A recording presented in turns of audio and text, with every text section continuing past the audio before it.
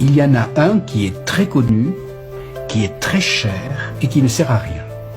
C'est ce qu'on appelle le cosmétique, qui peut aller de la chirurgie esthétique jusqu'au badigeon d'hiver. Quelle que soit la technique utilisée, elle ne sert à rien pour réparer des angles d'irréparable outrage. La deuxième technique est déjà un peu moins chère, un peu moins connue, et elle est peu utilisée, c'est de faire des exercices, c'est-à-dire de se lever de bon matin, d'aller marcher 2 heures par jour, de vivre au grand air, et ainsi de suite, c'est-à-dire de faire des exercices. Déjà, ce moyen-là demande une morale.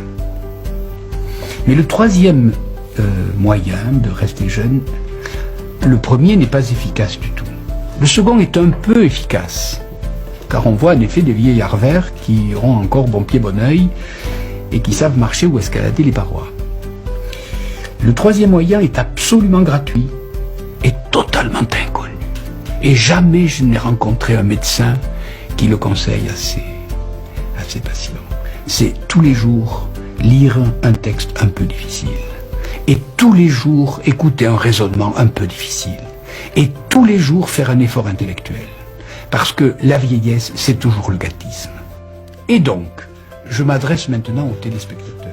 Si depuis 30 ans vous regardez à la télévision les téléfilms que l'Amérique nous envoie pour s'assurer de la débilité profonde de toute l'humanité, vous êtes en état de vieillissement foudroyant. Et si au contraire, au lieu de regarder ça, vous prenez un livre un peu difficile, par exemple celui-là, oui, un peu difficile, et que vous essayez de comprendre une seule page pendant 10 minutes, vous êtes sûr de rajeunir. Et ça, c'est parfaitement gratuit, c'est parfaitement inconnu, mais c'est parfaitement efficace. C'est-à-dire que le vrai secret de la jouvence, oui, il est dans la tête.